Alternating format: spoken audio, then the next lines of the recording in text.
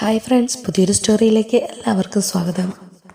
അലീനയെ വീട് വിട്ടിറങ്ങാതെ ഞാനിനി തിരിച്ച് ഈ വീടിൻ്റെ പടി ചവിട്ടില്ല എന്ന് ശപഥം ചെയ്ത് വൈജയന്തി വീട് വിട്ടിറങ്ങി. തടയാൻ നോക്കിയ ഭവിതയെ വൈജ തള്ളിവിടുന്നുണ്ട്. പിന്നീട് മക്കളെല്ലാവരും ചേർന്ന് കമലയുടെ വീട്ടിലേക്ക് എത്തുവാണ്. അമ്മയെ കാണിച്ചത് ഒട്ടും ശരിയായില്ല. അമ്മയുടെ വാശിയൊക്കെ ഉപേക്ഷിച്ച് തിരിച്ച് വീട്ടിലേക്ക് വന്നേ പറ്റൂ. അങ്ങനെ കൃഷ്ണയും രോഹിത്തും ഭവിതയും ഒക്കെ ഒരുപാട് നിർബന്ധിച്ച് പറയുകയാണ്.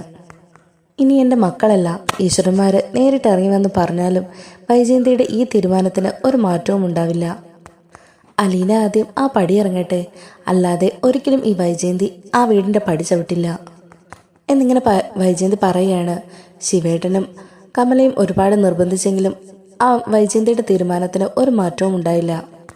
പിന്നീട് മനു വന്ന് പറയുന്നുണ്ട്, ആൻറ്റിക്കൊരു സന്തോഷ വാർത്തയുണ്ട്. അലീന ആ വീട്ടിൽ നിന്ന് പോകാൻ തീരുമാനിച്ചു എന്ന്. ഇനി ഒരിക്കലും ആൻറ്റിക്ക് അലീനയുടെ ശല്യം ഉണ്ടാവില്ല. എന്നാൽ ആൻറ്റി ഒരു കാര്യം ഓർത്തോ, നിങ്ങളെ പേടിച്ച് അലീന ഓടിപ്പോകുന്നതൊന്നുമല്ല. അവൾ ഈ പോകുന്നത് ആൻറ്റിക്ക് തരുന്ന ഔദാര്യം മാത്രമാണ് എന്നിങ്ങനെ മനു പറഞ്ഞു. അപ്പോൾ വൈജയന്തി പറയുന്നുണ്ട്, അലീനയുടെ ഔദാര്യമൊന്നും എനിക്ക് വേണ്ടടാ. അത്രയ്ക്കും ഗതികെട്ടവളൊന്നുമല്ല ഈ വൈജയന്തി. അവൾ ചിലപ്പോൾ പറഞ്ഞു കാണും പോകാമെന്ന് സമ്മതിച്ചത് അവളുടെ ഔദാര്യമാണെന്ന്. എന്നാൽ സത്യം ഞാൻ പറയാം, ബാലേന്ദ്രൻ്റെ കയ്യിൽ നിന്ന് കിട്ടാവുന്നതെല്ലാം അവൾ വാങ്ങിച്ചു കാണും, കോടികൾ കൈക്കലാക്കി കാണും. ഇനി അടുത്ത് വേറൊരു കുടുംബത്തിൽ കയറി പറ്റും, എന്നിട്ട് അവിടുത്തെ കുടുംബനാഥനെയും കയ്യിലെടുക്കും. ഇത് തന്നെയല്ലേ അലീനയുടെ ജോലി. ഇത് കേട്ട് ദേഷ്യം വന്ന മനു, ആൻറ്റി ഒന്ന് നിർത്തുന്നുണ്ടോ?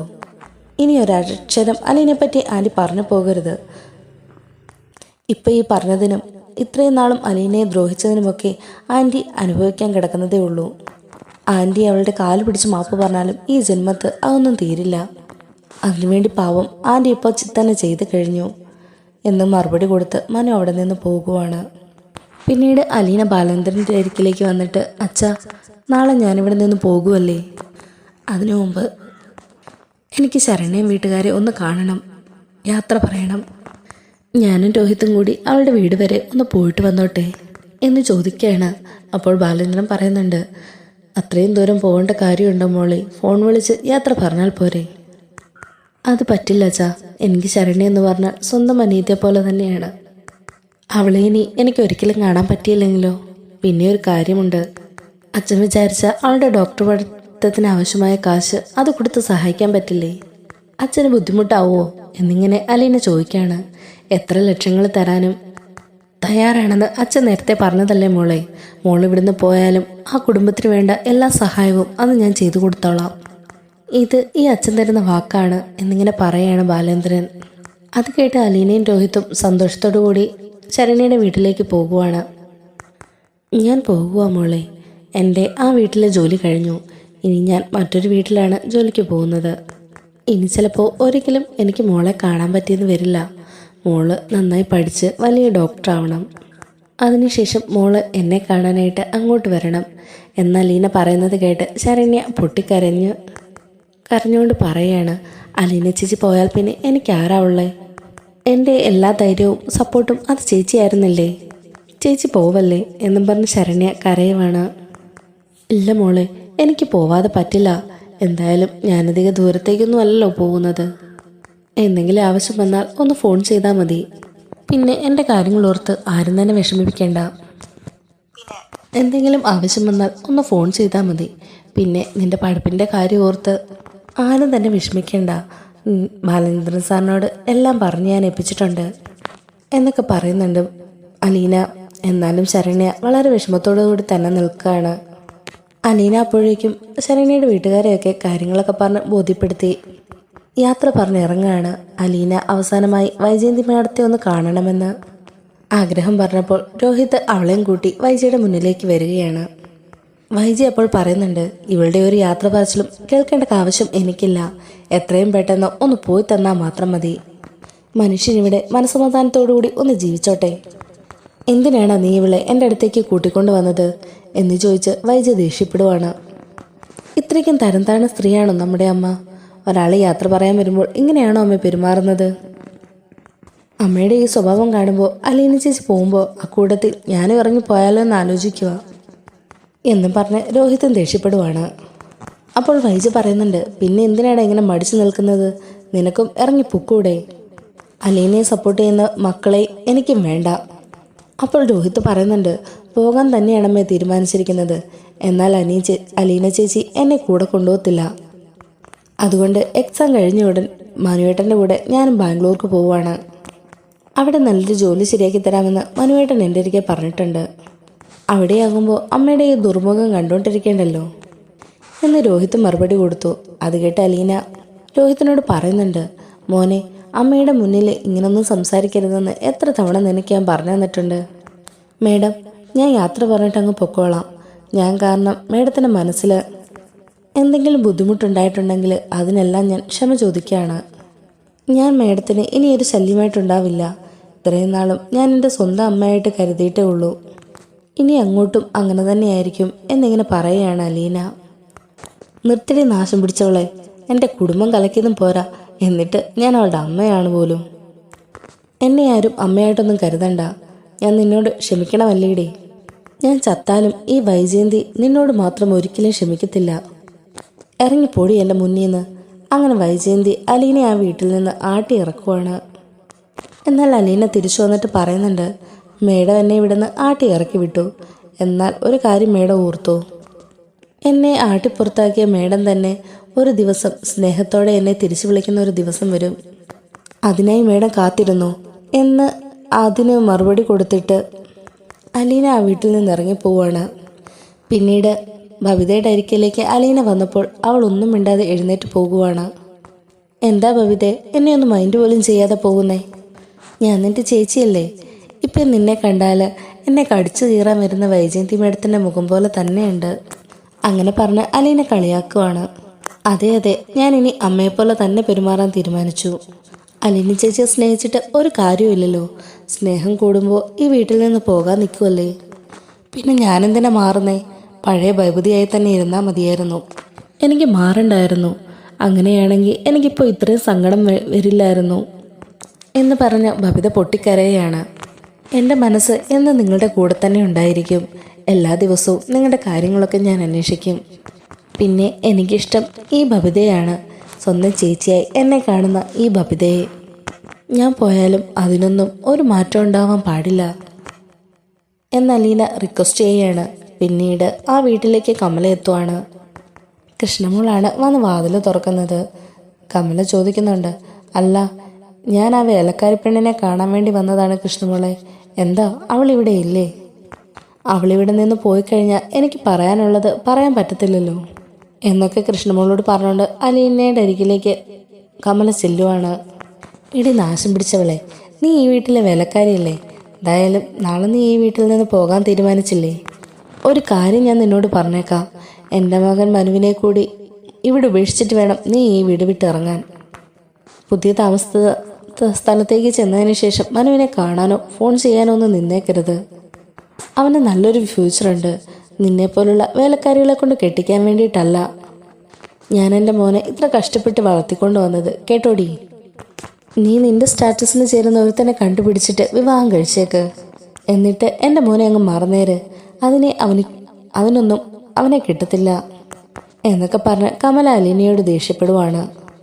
അപ്പോൾ അലീന പറയുന്നുണ്ട്, മേഡം, നിങ്ങൾ പറയുന്നത് പോലെ ഞാനതിന് നിങ്ങളുടെ മകനെ വിവാഹം കഴിക്കാനൊന്നും ആഗ്രഹിച്ചിട്ട് പോലുമില്ല. അങ്ങനെ ചെന്ന് ആരോടും പറഞ്ഞിട്ടുമില്ല. പിന്നെ നിങ്ങൾ എന്തിനാ എൻ്റെ മെക്കിട്ട് കയറുന്നത്? നിങ്ങളുടെ മകൻ മനു എൻ്റെ പിന്നാലെയാണ് നടക്കുന്നത്. അതിന് ഞാൻ എന്ത് തെറ്റ് ചെയ്തിട്ടാ? ഞാൻ മിണ്ടാതെ നടക്കുമായിരുന്നില്ലേ? എനിക്ക് നിങ്ങളുടെ വീട്ടിലെ മരുമകളാകാനും അവിടുത്തെ സ്വത്തുക്കൾ മോഹിക്കാനും ഒന്നും എനിക്കൊരു താല്പര്യവുമില്ല. അപ്പോൾ കമല പറയാണ്, എടി, എനിക്ക് നിന്റെ ന്യായീകരണങ്ങളൊന്നും കേൾക്കണ്ട. നീ ആരാണെന്നൊക്കെ എനിക്ക് നന്നായിട്ടറിയാം. നീ ഒറ്റയൊരുത്തിയാണ് എൻ്റെ മകൻ്റെ മനസ്സ് മാറ്റിയത്. അവന് എത്ര നല്ല പെൺകുട്ടികളെ കിട്ടുമായിരുന്നു. എന്നിട്ട് അവനിഷ്ടപ്പെട്ടതോ ഈ വീട്ടിലെ വേലക്കാരിയല്ലേ. നിന്റെ മോഹം ഒരു കാലത്ത് നടക്കാൻ പോകുന്നില്ലടി എന്നൊക്കെ പറഞ്ഞ് കമല വെറുതെ ബഹളം ഉണ്ടാക്കുവാണ്.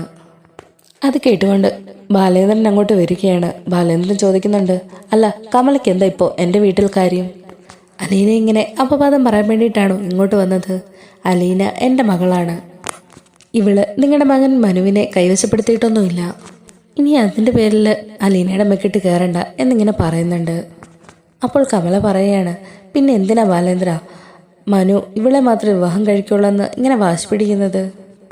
ഇവള് നാളെ ഈ പടി ഇറങ്ങി പോകുമ്പോൾ എൻ്റെ മകനെ അങ്ങ് മറന്നേക്കണം. ഇവനുമായിട്ട് ഇനി ഒരു ബന്ധവും സൂക്ഷിക്കാൻ പാടില്ല. അലീന എനിക്ക് അതിന് വാക്ക് തരണം എന്നിങ്ങനെ കമല ആവശ്യപ്പെടുവാണ്. അപ്പോൾ അലീന പറയുന്നുണ്ട്, അത് പറ്റില്ല. മനുവേട്ടൻ എന്നെ ഒരുപാട് പ്രതിസന്ധികളിൽ സപ്പോർട്ട് ചെയ്ത ആളാണ്. അദ്ദേഹത്തെ അങ്ങനെ മറക്കാൻ എനിക്ക് കഴിയില്ല. അതുകൊണ്ട് ഞാൻ അദ്ദേഹത്തെ വിളിക്കുകയും ചെയ്യും, കാണുകയും ചെയ്യും. മേഡത്തിന് എന്ത് ചെയ്യാൻ പറ്റുമോ അത് ചെയ്തോളൂ. അതുപോലെ തന്നെ മനുവേട്ടൻ എന്നെ കാണാൻ വന്നാലും ഫോൺ ചെയ്താലും ഞാൻ എടുത്ത് സംസാരിക്കുകയും കാണുകയും ചെയ്യും എന്നിങ്ങനെ അലീന മറുപടി കൊടുത്തു. അപ്പോൾ കമല പെട്ടെന്ന് ദേഷ്യത്തോടു കൂടി പറയുന്നുണ്ട്, എന്താടി നീ പറഞ്ഞത്? വേലക്കാരികൾക്ക് ഇത്ര ധിക്കാരമോ എന്നും ചോദിച്ചുകൊണ്ട് അലീനെ തല്ലാനായിട്ട് കമല കൈ ഉയർത്തുകയാണ്. എന്നാൽ ബാലചന്ദ്രൻ പെട്ടെന്ന് വന്ന് ആ കൈ പിടിച്ചു മാറ്റുന്നുണ്ട്. എൻ്റെ വീട്ടിൽ കയറി വന്ന് എൻ്റെ മോളെ കൈവെക്കാൻ കമലയ്ക്ക് എത്രയ്ക്ക് ധൈര്യം വന്നോ? അവളുടെ അച്ഛനാണ് ഞാൻ. അതുകൊണ്ട് കമല വന്നതുപോലെ തിരിച്ചു പോകാൻ നോക്ക്. അല്ലെങ്കിൽ ഞാൻ ഇനിയും നിങ്ങളെ ഇവിടെ നാട്ടി ഇറക്കും. ഒരിക്കൽ ഇവിടെ വന്നപ്പോൾ ചൂലുകൊണ്ട് ആട്ടി ഇറക്കിയവനാണ് ഈ ബാലേന്ദ്രൻ. ആ ചൂല് ഇപ്പോഴും ഞാനിവിടെ സൂക്ഷിച്ചു വെച്ചിട്ടുണ്ട്. അതെന്നെ കൊണ്ട് ഇനിയും എടുപ്പിക്കരുത്. അങ്ങനെ ബാലേന്ദ്രൻ ദേഷ്യത്തോട് പറയുന്നത് കേട്ട് കമലയെ ആകെ പേടിച്ച് മിണ്ടാതെ അവിടെ നിന്ന് പോവുകയാണ്. പെട്ടെന്ന് ബാലേന്ദ്രൻ പറയുന്നുണ്ട്, അല്ല കമലയൊന്ന് അവിടെ നിന്നേ. പിന്നെ മനുവിൻ്റെയും അലീനയുടെയും വിവാഹം തീരുമാനിച്ചത് അലീനയോ മനുവോ ഒന്നുമല്ല, ഈ ബാലേന്ദ്രനാണ്. അത് ഞാൻ തീരുമാനിച്ചിട്ടുണ്ടെങ്കിലേ അത് ഞാൻ നടത്തിയിരിക്കും. പിന്നെ അലീന ഈ വീട്ടിൽ നിന്ന് പോകുന്നത് എന്നേക്കുമായിട്ടല്ല, സർവ്വ അധികാരത്തോടെയും തിരിച്ചു വരാൻ വേണ്ടിയിട്ടാണ് അവളിപ്പോൾ ഇവിടെ നിന്ന് പോകുന്നത്. അങ്ങനെ ബാലചന്ദ്രൻ കമലയെ പുറത്താക്കി വാതിലടയ്ക്കുകയാണ്. ബാലേന്ദ്രൻ്റെ ആ മറുപടി കേട്ട് കമലയാകെ പേടിച്ചു പോവാണ്. അല്ല അച്ഛാ, ഞാൻ നാളെ മുതൽ ഏത് വീട്ടിലേക്കാണ് ജോലിക്ക് പോകുന്നേ? ഇതുവരെ ഒന്നും പറഞ്ഞില്ലല്ലോ, അതുകൊണ്ട് ഞാൻ ചോദിച്ചതാ എന്നിങ്ങനെ അലീന പറയുകയാണ്. അത് പിന്നെ സ്റ്റാലിൻ ജോസഫ് എന്ന് പറയുന്ന ഒരാളുടെ വീട്ടിലേക്കാണ് നീ നാളെ പോകുന്നത് എന്നിങ്ങനെ ബാലേന്ദ്രൻ പറഞ്ഞു കൊടുക്കുകയാണ്. അപ്പോൾ പെട്ടെന്ന് അലീന ചോദിക്കുന്നുണ്ട്, അല്ല അത് ഏത് അങ്കിളാച്ചാ? അയാളുടെ വീട്ടിൽ എനിക്ക് ഹോം നേഴ്സിൻ്റെ ജോലിയാണോ എന്നിങ്ങനെ ചോദിക്കുകയാണ് അലീന. അപ്പോൾ ബാലേന്ദ്രൻ പറയുന്നുണ്ട്, അല്ല മോളെ, സ്റ്റാലിൻ ഒരു പട്ടാളക്കാരനാണ്, ഇപ്പോൾ റിട്ടയർഡ് കേണലായി എന്നിങ്ങനെ ബാലേന്ദ്രൻ പറഞ്ഞു കൊടുക്കുകയാണ്. ആഹാ, ആ അങ്കിളുടെ വീട്ടിൽ ആരൊക്കെയുണ്ട്? ഭാര്യയും മക്കളും അച്ഛനമ്മമാരൊക്കെ ഉണ്ടാവില്ലേ? വയസ്സായ മാതാപിതാക്കളെ നോക്കുന്ന ജോലിയാണോ എനിക്ക് എന്ന് വീണ്ടും ചോദിക്കുകയാണ് അലീന. അപ്പോൾ ബാലേന്ദ്രൻ പറയുന്നുണ്ട്, ഏയ് അല്ലല്ല, ഞാൻ നിനക്കൊരു കഥ പറഞ്ഞു തരാം. നിനക്കെല്ലാം മനസ്സിലാകുന്ന രീതിയിൽ തന്നെ ഞാൻ പറഞ്ഞു തരാം. ഈ സ്റ്റാലിൻ പണ്ട് പട്ടാളത്തിലായിരുന്ന കാലത്ത് ഒരു പെണ്ണുമായിട്ട് പ്രണയത്തിലായിരുന്നു. ഒന്നിച്ച് താമസിച്ചു. അവർ കല്യാണം കഴിക്കാനും തീരുമാനിച്ചതാ. എന്നാൽ അവരുടെ രണ്ടുപേരുടെയും ഫാമിലി ആ കല്യാണത്തിന് എതിർത്തു. അങ്ങനെ അവർ പിരിഞ്ഞു. എന്നാൽ ആ സമയത്ത് ആ പെണ്ണ് 8 മാസം ഗർഭിണിയായിരുന്നു. പിന്നെ അവൾ പ്രസവിച്ചത് ഒരു പെൺകുഞ്ഞിനെയായിരുന്നു. എന്നാൽ അവളുടെ വീട്ടുകാർ അവൾ അറിയാതെ ആ കുഞ്ഞിനെ ദൂരെയുള്ളൊരു ഓർഫനേജിൽ കൊടുത്തു. ആ കുഞ്ഞിൻ്റെ അമ്മ ആ കുഞ്ഞ് മരിച്ചുപോയെന്ന് കരുതി മറ്റൊരു വിവാഹം കഴിച്ചു.